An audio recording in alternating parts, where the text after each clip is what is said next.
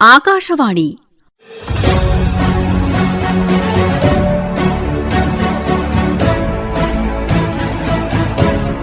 ವಂದೇ ಮಾತರಂ 150ರ ಸಂಭ್ರಮ. ಆಕಾಶವಾಣಿಗೆ 90ರ ಸಂಭ್ರಮ. ಕೇಳಿ ವಿಶೇಷ ಕಾರ್ಯಕ್ರಮ ವೀರಯೋಧರು ರಕ್ಷಣಾ ಸೇವೆಯ ತಾರೆಗಳು. ಪರಿಕಲ್ಪನೆ ಹಾಗೂ ಪ್ರಸ್ತುತಿ ನೂತನ ಎಸ್ ಕದಂ. ನಿರ್ಮಾಣ ನಂದನ್ ಕುಮಾರ್ ಎಲ್ಒ. ಕಾರ್ಯಕ್ರಮದಲ್ಲಿ ಭಾಗವಹಿಸುತ್ತಿದ್ದಾರೆ ನಿವೃತ್ತ ಸುಬೇದಾರ್ ಎನ್.ಕೆ. ಶಿವಣ್ಣ ಅವರು. ಶ್ರೋತೃಗಳೇ ನಮಸ್ಕಾರ. ಇವತ್ತಿನ ವೀರಯೋಧರು ರಕ್ಷಣಾ ಸೇವೆಯ ತಾರೆಗಳು ಕಾರ್ಯಕ್ರಮಕ್ಕೆ ನಿಮಗೆಲ್ಲ ಪ್ರೀತಿಯ ಸ್ವಾಗತ. ನಾವು ಕಳೆದ ವಾರ ಇದೇ ಹೊತ್ತಿಗೆ ಸುಬೇದಾರ್ ಶಿವಣ್ಣ ಎನ್.ಕೆ. ಅವರೊಂದಿಗೆ ಮಾತನಾಡ್ತಾ ಇದ್ದೀವಿ. ಇವತ್ತು ಈ ಮಾತುಕತೆಯ ಮುಂದಿನ ಭಾಗವನ್ನ ಕೇಳೋಣ. ನಾವು ಅವರನ್ನ ಕಾರ್ಯಕ್ರಮಕ್ಕೆ ಸ್ವಾಗತಿಸೋಣ. ಸುಬೇದಾರ್ ಶಿವಣ್ಣ ಎನ್.ಕೆ. ಅವರೇ, ಶ್ರೋತೃಗಳ ಎಲ್ಲರ ಪರವಾಗಿ ನಿಮಗೆ ಕಾರ್ಯಕ್ರಮಕ್ಕೆ ಸ್ವಾಗತ. ಜೈ ಹಿಂದ್. ಜೈ ಹಿಂದ್ ಮ್ಯಾಮ್. ಸುಬೇದಾರ್ ಶಿವಣ್ಣ ಅವರೇ, ಸೈನ್ಯದಲ್ಲಿ ಹೇಗಾಗುತ್ತೆ ಅಂದ್ರೆ ಅವರಿಗೆ ಪಾಸಿಂಗ್ ಪೆರೇಡ್ ಅಂತ ಇರುತ್ತೆ. ನಿಮ್ಮ ವಿಷಯದಲ್ಲಿ ಹೇಗಿರುತ್ತೆ ಅದು? Same passing parade, same. ಅದಾದ್ಮೇಲೆ ನನಗೆ ಅಧಿಕೃತವಾಗಿ ನನಗೆ ಪಾಸಿಂಗ್ ಪೀರಿಯಡ್ ಎಲ್ಲ ಎಲ್ಲರೂ ಒಟ್ಟಿಗೆ ಆಗುತ್ತೆ. ಒಟ್ಟಿಗೆ ಆದ್ಮೇಲೆ ಅವ್ರೆಲ್ಲರಿಗೂ ಬೇರೆ ಬೇರೆ ಕಡೆ ಪೋಸ್ಟಿಂಗ್ ಮಾಡ್ತಾರೆ. ನನಗೆ ಸ್ಪೋರ್ಟ್ಸ್ ಕಂಪ್ನಿಗೆ ಮಾಡ್ತಾರೆ. ನನಗೆ ಸ್ಪೋರ್ಟ್ಸ್ ಕಂಪ್ನಿ ಅಂತಾನೆ ಇರ್ತದೆ. ಸುಮಾರು ಅಲ್ಲಿ 200-250 ಜನ ಇರ್ತೀವಿ. ಬಟ್ ಒಂದು ಕಂಪನಿ ಸ್ಪೋರ್ಟ್ಸ್ ಕಂಪ್ನಿ ಅಂತಾನೆ ಇದೆ. ಅದಕ್ಕೊಬ್ರು ಆಫೀಸರ್, ಸ್ಪೋರ್ಟ್ಸ್ ಆಫೀಸರ್ ಇದ್ದಾರೆ. ಅದಕ್ಕೆ ಸ್ಪೋರ್ಟ್ಸ್ JCOs ಇರ್ತಾರೆ, ಸ್ಪೋರ್ಟ್ಸ್ ಹವಲ್ದಾರ್ ಇರ್ತಾರೆ. ಎಲ್ಲರೂ ಕೂಡ ಅಲ್ಲಿ ಒಂದು 250 ಜನ ಸ್ಟ್ರೆಂತ್ ಇರ್ತಾರೆ ಮೇಡಮ್. ಈಗ ಬೆಂಗಳೂರಲ್ಲೂ ಇದೆಯಾ? ಬೆಂಗಳೂರಲ್ಲಿ ಏನಂತಂದ್ರೆ ಅಲ್ಲಿ ಬರೀ ಕಬಡ್ಡಿ ಅಂತಲ್ಲ, ಕಬಡ್ಡಿ, ವಾಲಿಬಾಲ್, ಫುಟ್ಬಾಲ್, ಟೆಕ್ವೆಂಡೋ, ಬೇರೆ ಬೇರೆ ಕ್ರೀಡೆಗಳು, ಬೇರೆ ಎಲ್ಲಾ ತರದ ಕ್ರೀಡೆ, weight lifting, body building, cricket, ಪ್ರತಿಯೊಂದು ಟೀಮ್. ನಾನು ಅದನ್ನ ಎಲ್ಲರಿಗೂ ಹಾಗೆ ನಿಮ್ ತರ ಆಟ ಆಡೋರು ಬೇರೆ ಬೇರೆ ಭಾಗಗಳಿಂದ ಬಂದಿರ್ತಾರೆ. ಇಡೀ ರಾಷ್ಟ್ರದಿಂದ ಆಯ್ಕೆಯಾಗಿ ಬಂದಿರ್ತಾರೆ. ಆಮೇಲೆ ನಮ್ಗೆ ಎವ್ರಿ ಇಯರ್ ಏನಾಗ್ತದೆ ಅಂದ್ರೆ ಅಪಾಯಿಂಟ್ಮೆಂಟ್ ಅಂದ್ರೆ ಸೆಂಟರ್ ನಲ್ಲಿ UHQ ಕೋಟಾದಲ್ಲಿ ಸೆಲೆಕ್ಷನ್ ಇಡ್ತಾರೆ, ರಿಕ್ರೂಟ್ಮೆಂಟ್. ಅಂದ್ರೆ ಅವ್ರ ಫಾದರ್ ಏನಾದ್ರು ಜಾಬ್ ಅಲ್ಲಿ ಇದ್ರೆ ಅವ್ರ ಮಕ್ಕಳಿಗೆ, ಆಮೇಲೆ ಮೆರಿಟೋ ಸ್ಪೋರ್ಟ್ಸ್ ಮೆನ್ಗೆ ಅಂತಾನೆ ಎವ್ರಿ ಇಯರ್ ಸೆಲೆಕ್ಷನ್ ಇರುತ್ತೆ. ಆ ಸೆಲೆಕ್ಷನ್ ನಲ್ಲಿ ಎಲ್ಲಾ ಸ್ಪೋರ್ಟ್ಸ್ ಅವರು ಬರ್ತಾರೆ. ಅದಕ್ಕೆ ಅಂತಾನೆ ಸ್ಪೋರ್ಟ್ಸ್ ಇರ್ತದೆ. ಅದರಲ್ಲೂ ಕೂಡ ಅವಕಾಶಗಳು ಸಿಗುತ್ತೆ. ಆಮೇಲೆ ಈ ಹೊರಗಡೆ BRO ಮಂಗಳೂರು ಇರ್ಬೋದು, ಬೆಂಗಳೂರು ಇರ್ಬೋದು, ಸಪರೇಟ್ ಆಗಿ ಸೆಲೆಕ್ಷನ್ಗಳು ನಡೀತಾರೆ. ಆರ್ಮಿ ಸೆಲೆಕ್ಷನ್ ನಡೀತಾನೆ ಇರ್ತದೆ. ಅಲ್ಲೂ ಕೂಡ ಸರ್ಟಿಫಿಕೇಟ್ ಇದ್ರೆ ಡೈರೆಕ್ಟ್ ಆಗಿ ಹೋಗಿ ನಾವು ಅದರಲ್ಲಿ ಸೆಲೆಕ್ಷನ್ ಪ್ರೊಸೀಜರ್ ಅಲ್ಲಿ ಅಟೆಂಡ್ ಮಾಡಬೇಕಾಗ್ತದೆ. ಮೆರಿಟೋರಿಯಸ್ ಇದ್ರೆ ಅಲ್ಲಿ ಸರ್ಟಿಫಿಕೇಟ್ ಅಲ್ಲಿ ಅಲ್ಲೂ ಕೂಡ ಅವ್ರಿಗೆ ಅವಕಾಶ ಸಿಗುತ್ತೆ. ಅವರು ಎಲ್ಲಿ ಟೀಮ್ಸ್ ಇದೆ ಅಲ್ಲಿ ಆ ಟೀಮ್ಸ್ಗೆ ಕಳಿಸ್ತಾರೆ. ಈಗ ನಿಮ್ಗೆ ಬೆಂಗಳೂರಲ್ಲಿ ಕೆಲಸ ಆಯ್ತು, ಅವಾಗ ತರಬೇತಿನೂ ಇಲ್ಲೇ ಆಯ್ತು, ನಂತರ ಅಪಾಯಿಂಟ್ಮೆಂಟು ನಿಮ್ಗೆ ಇಲ್ಲೇ ಸ್ಪೋರ್ಟ್ಸ್ ಕಂಪನಿಯಲ್ಲೇ ಆಯ್ತು.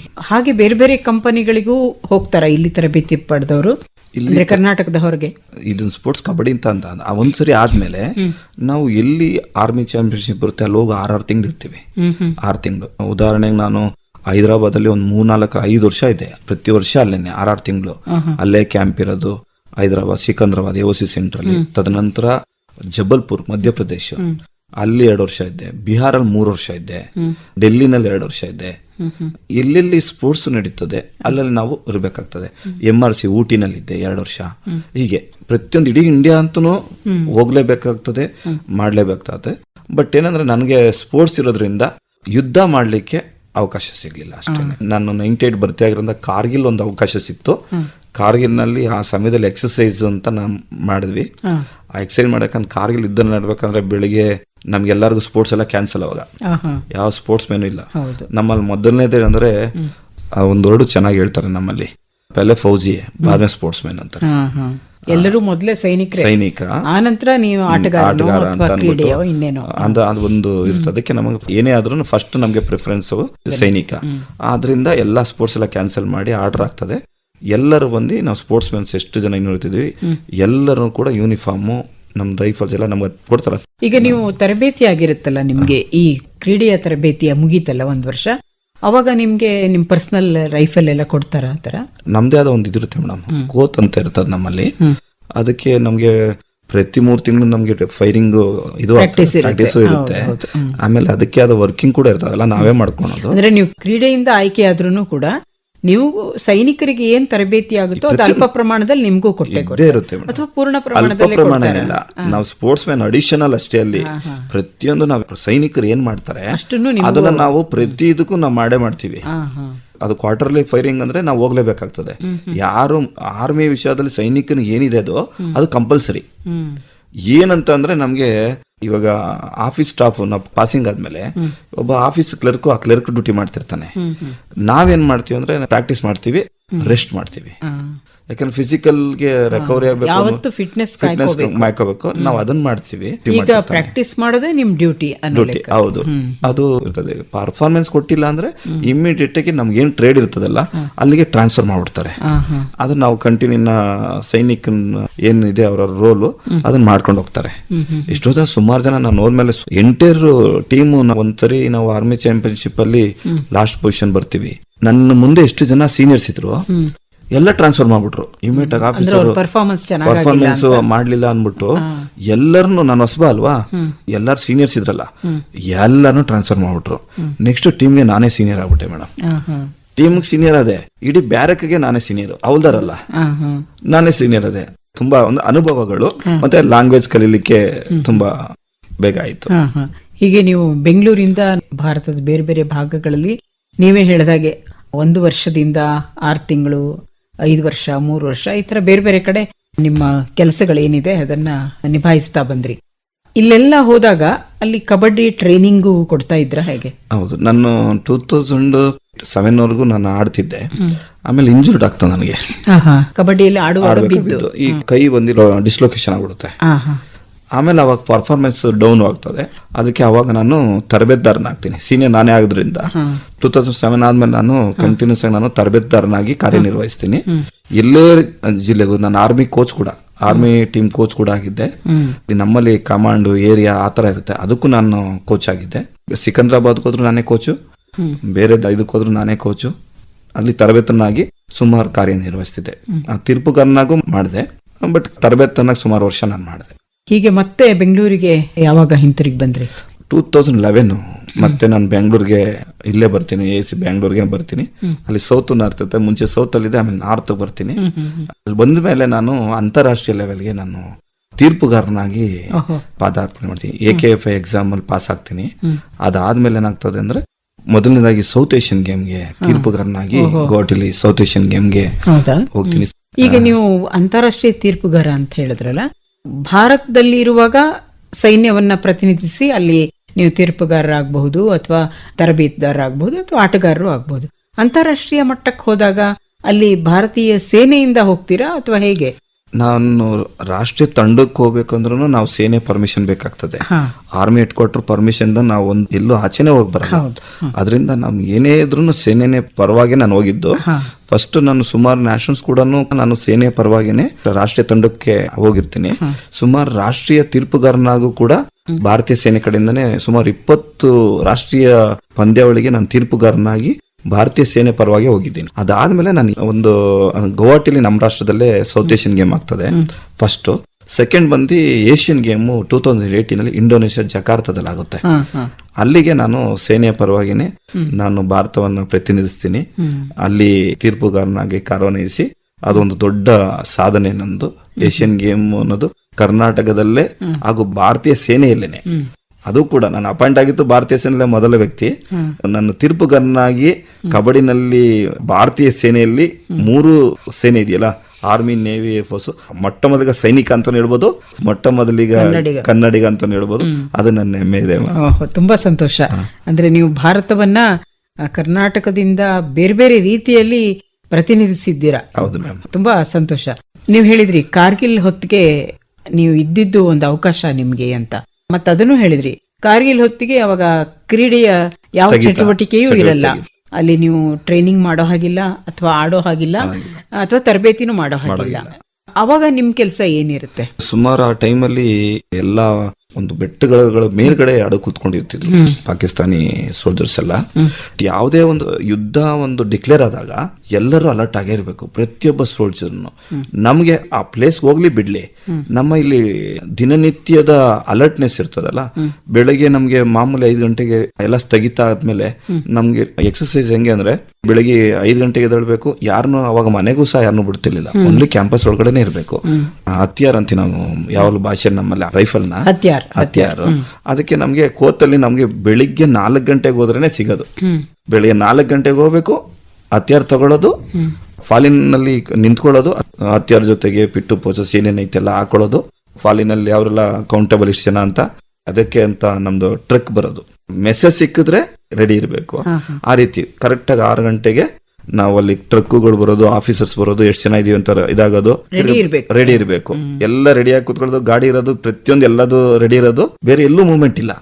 ಇದು ಮೇಡಮ್ ಸುಮಾರು ನಾವು ಒಂದು 2-3 ತಿಂಗಳು ಇದೇ ನಮ್ದು ಎಕ್ಸರ್ಸೈಸ್ ಪ್ರತಿದಿನ ಇದು ಮುಗಿಯೋವರೆಗೂ ಡೈಲಿ ಕುತ್ಕೊಳ್ಳೋದು. ನಿಮ್ಮ ಅವಶ್ಯಕತೆ ಯಾವಾಗ ಬೇಕಾದ್ರೂ ಬರ್ಬೋದು ಸಿದ್ಧವಾಗಿರ್ಬೇಕು ಅನ್ಬಿಟ್ಟು ಪ್ರತಿದಿನ ರೊಟೀನ್ ಆಗಿ ಕಾರ್ಗಿಲ್ ಕುತ್ಕೊಳ್ಳೋದು, ಮೆಸೇಜ್ಗೋಸ್ಕರ ವೇಟ್ ಮಾಡೋದು. ಅವಾಗ ಯಾವ ಪ್ರದೇಶದಲ್ಲಿ ನೀವು? ಬೆಂಗಳೂರಲ್ಲೇನೆ ಮೇಡಮ್, ಬೆಂಗಳೂರಲ್ಲೇ ಎಸಿಲೇ ಇದ್ವಿ. ಇಡೀ ಎಲ್ಲಾ ಸ್ಪೋರ್ಟ್ಸ್ ತೆಗಿತಾ ಮಾಡಿ ಎಲ್ಲರಿಗೂ ಅದೇ ಇರತ್ತ. 3 ತಿಂಗಳು ಸತತವಾಗಿ ನಮ್ಗೆ ಅದನ್ನ ಮಾಡಿದ್ವಿ. ಅದೊಂದು ನೆನಪು ನಮ್ಗೆ, ಕಾರ್ಗಿಲ್ ಅಲ್ಲಿ ನಾವು ರೆಡಿಯಾಗಿ ನಿಂತಿದ್ವಿ ಅನ್ನೋದು ಹೇಳ್ಕೊಬಹುದು. ಅಟ್ಲೀಸ್ಟ್ ನಾವ್ ಇವಾಗ ಕಾರ್ಗಿಲ್ ಟೈಮಲ್ಲಿ ನಾವು ಇದ್ದಕ್ಕೋಸ್ಕರ ರೆಡಿಯಾಗಿ ನಿಂತಿದ್ವಿ ಅನ್ನೋದು ಅದು ಒಂಥರ ಹೆಮ್ಮೆನೆ. ಕಾರ್ಗಿಲ್ ಅದ್ರ ಮೊದಲೇ ನಿಮ್ಗೆ ಈ ರೈಫಲ್ನೆಲ್ಲ ಸಾಮಾನ್ಯವಾಗಿ ನೀವು ಬಳಸಲ್ಲ, ನಿಮ್ಗೆ ತರಬೇತಿ ಕೊಟ್ಟಿರ್ತಾರೆ 1 ವರ್ಷದ ತರಬೇತಿಯಲ್ಲಿ. ಆದ್ರೆ ಉಳಿದ ಸೈನಿಕರಂತೆ ನೀವು ಪ್ರತಿನಿತ್ಯ ಅದನ್ನೇನು ಬಳಸಿ ಮಾಡಲ್ಲ. ಈ ಯುದ್ಧದ ಸಂದರ್ಭದಲ್ಲಿ ಹೇಗಿರುತ್ತೆ ನಿಮ್ಗೆ ರೈಫಲ್ನ ನಿಮ್ಗೆ ಕೊಟ್ಟಿರೋದನ್ನ, ಅಥವಾ ಇನ್ ಬೇರೆ ಬೇರೆ ಅಲ್ಲಿ ಅಮ್ಯುನಿಷನ್ಸ್ ಏನಿರುತ್ತೆ, ಬೇರೆ ಬೇರೆ ಯುದ್ಧೋಪಕರಣಗಳಿರುತ್ತೆ, ಅದನ್ನೆಲ್ಲ ಹೇಗೆ ಬಳಸೋದು ಅನ್ನೋದಕ್ಕೆ ಆ ಹೊತ್ತಿಗೆ ಏನಾದ್ರು ವಿಶೇಷ ತರಬೇತಿ ನಿಮ್ಗೋಸ್ಕರ ಇರುತ್ತಾ? ನಮ್ಗೇನಂತ ಅಂದ್ರೆ ಪ್ರತಿಯೊಂದು ಒಂದು ಟ್ರೈನಿಂಗ್ ಜೊತೆಗೇನೆ ಪಾಸಿಂಗ್ ಔಟ್ ಆದ್ಮೇಲೆ ನಮ್ಗೆ ಕ್ವಾರ್ಟರ್ಲಿಗಳಲ್ಲಿ ನಮ್ ಟ್ರೈನಿಂಗ್ ಪ್ರೋಗ್ರಾಮ್ ಇರುತ್ತೆ. ಟ್ರೈನಿಂಗ್ ಪ್ರೋಗ್ರಾಮ್ ಕಂಪಲ್ಸರಿ ಯಾವುದೇ ಎಕ್ಸ್ಕ್ಯೂಸ್ ಇಲ್ದಂಗೆ ನಮ್ಗೆ ನಾವು WT ಅನ್ನೋದು ಒಂದಿರುತ್ತೆ, ರೈಫಲ್ ಇದೇನೆ ನಮ್ಗೆ ಅಲ್ಲಿ ಮಾಡೋದು ಕೋರ್ಸ್ಗಳು ಇರ್ತವೆ. ಅದೆಲ್ಲ ಮಾಡಿದ್ರೆ ಪ್ರಮೋಷನ್ಸ್. ಆಮೇಲೆ ಟ್ರೈನಿಂಗ್ ಪ್ರೋಗ್ರಾಮ್ಗಳು ಎವ್ರಿ ಡೇ ಇರ್ತದೆ. ನಾನು ಹೇಳಿದ್ನಲ್ಲ, ಅದ್ರ ಜೊತೆಗೆ ನಾವು ಜೀವನ ಮಾಡಬೇಕು. ನಮ್ದು ಅಡಿಷನಲ್ ಸ್ಪೋರ್ಟ್ಸ್ ಅಷ್ಟೇ. ಟ್ರೈನಿಂಗ್ ಪ್ರೋಗ್ರಾಮ್ ವೀಕ್ಲಿ ಪ್ರೋಗ್ರಾಮ್ ಇರ್ತದೆ, ಮಂತ್ಲಿ ಪ್ರೋಗ್ರಾಮ್ ಇರ್ತದೆ, ಕ್ವಾರ್ಟರ್ಲಿ ಪ್ರೋಗ್ರಾಮ್ ಇರುತ್ತೆ. ಅದರಲ್ಲಿ ರೈಫಲ್ 100% ಇರುತ್ತೆ. ರೈಫಲ್ದು ಯಾವುದೇ ಕಾರಣಕ್ಕೂ ಇದಾಗಲ್ಲ. ಆಮೇಲೆ ರನ್ನಿಂಗ್ 5 ಕಿಲೋಮೀಟರ್ ಓಡ್ಬೇಕು ಮೇಡಮ್, 5 ಕಿಲೋಮೀಟರ್. ಅದು PPT ಕ್ವಾರ್ಟರ್ಲಿ ಇರ್ತದೆ, ಫೇಲ್ ಆಗಂಗಿಲ್ಲ. ಸಮಯ ಫಿಕ್ಸ್ ಮಾಡಿರ್ತಾರೆ, ಅಷ್ಟೊಳಗೆ 9 ನಿಮಿಷದಲ್ಲಿ ನಾವು ರೀಚ್ ಆಗಬೇಕು. ನಾರ್ಮಲ್ ಆಗಿ ರನ್ನಿಂಗ್ ಅಂದ್ರೆ ನಾವು ಇದೇ ಆಗಲ್ಲ.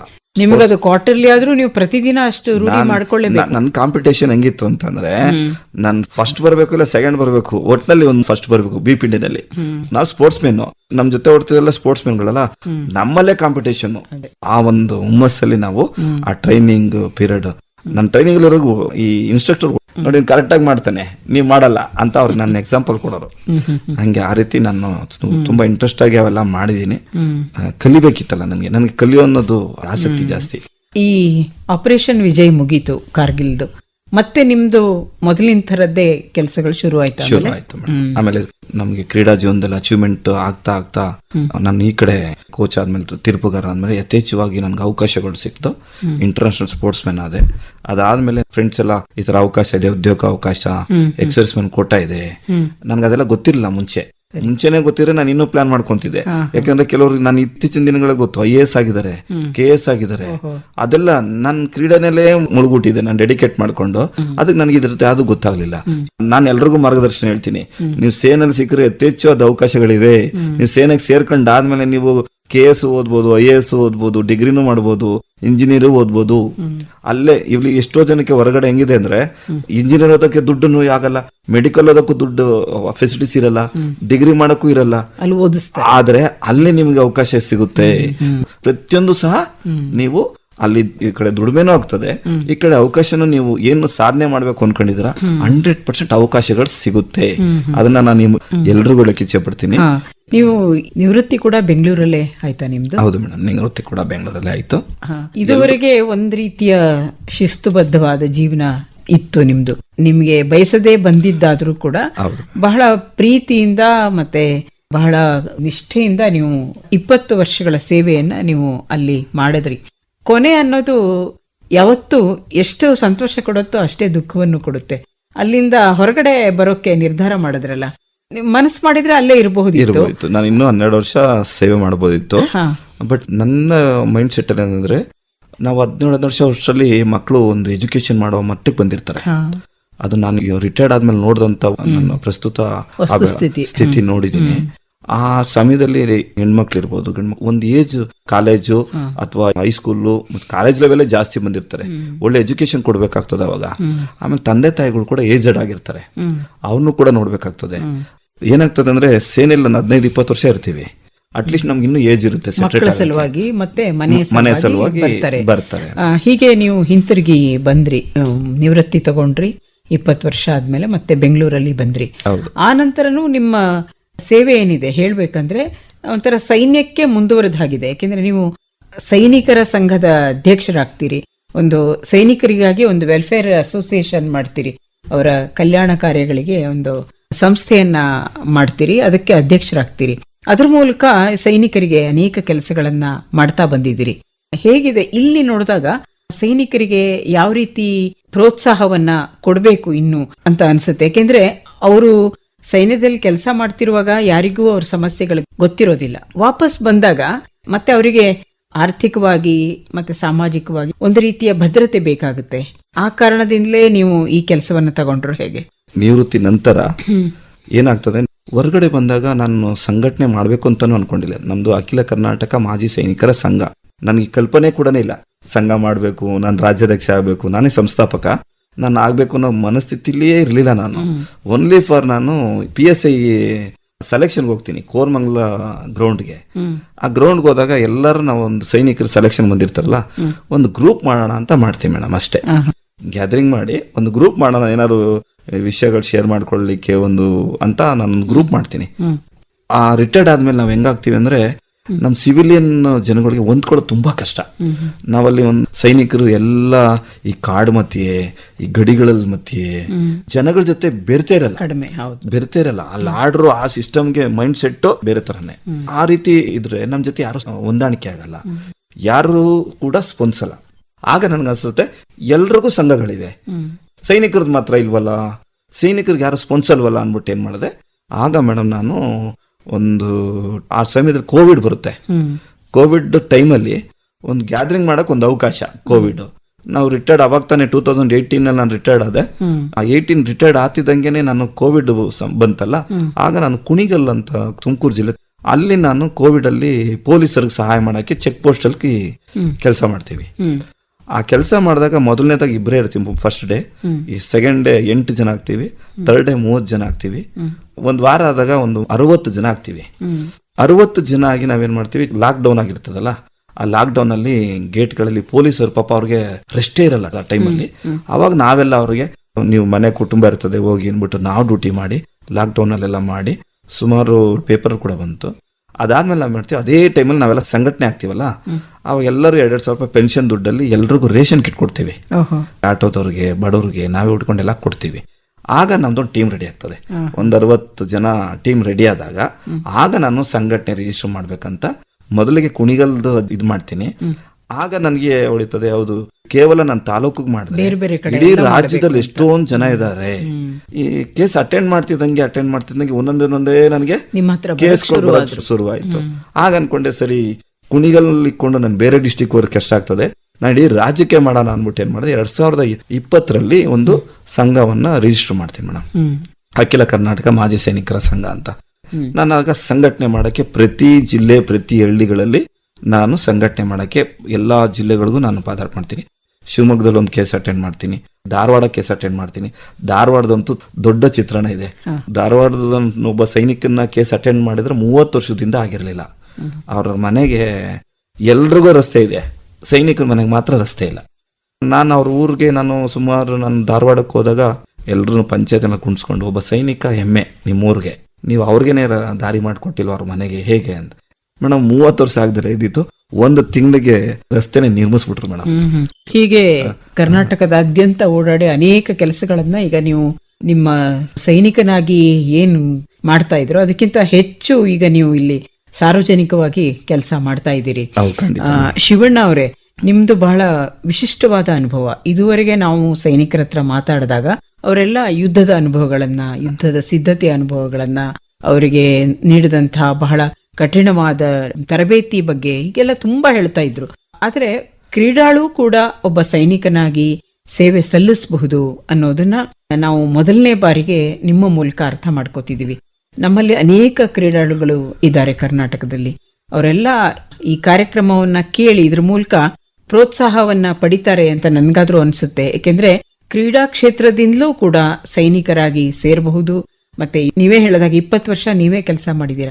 ಹೀಗೆ ದೀರ್ಘವಾದ ಸೇವೆಯನ್ನು ಕೂಡ ಅಲ್ಲಿ ಮಾಡಬಹುದು ಅನ್ನೋದನ್ನ ನಿಮ್ಮ ಮೂಲಕ ನಾವು ಶ್ರೋತೃಗಳಿಗೆ ಇವತ್ತು ಹೇಳಿದ ಹಾಗಾಯ್ತು.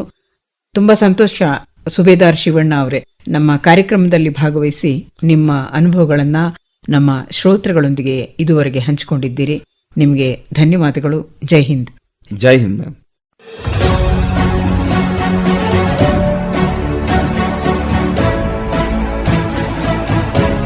ಇದುವರೆಗೆ ವಂದೇ ಮಾತರಂ 150ರ ಸಂಭ್ರಮ, ಆಕಾಶವಾಣಿಗೆ 90ರ ಸಂಭ್ರಮ. ಈ ಸಂದರ್ಭದಲ್ಲಿ ವೀರಯೋಧರು, ರಕ್ಷಣಾ ಸೇವೆಯ ತಾರೆಗಳು ವಿಶೇಷ ಕಾರ್ಯಕ್ರಮ ಕೇಳಿದಿರಿ.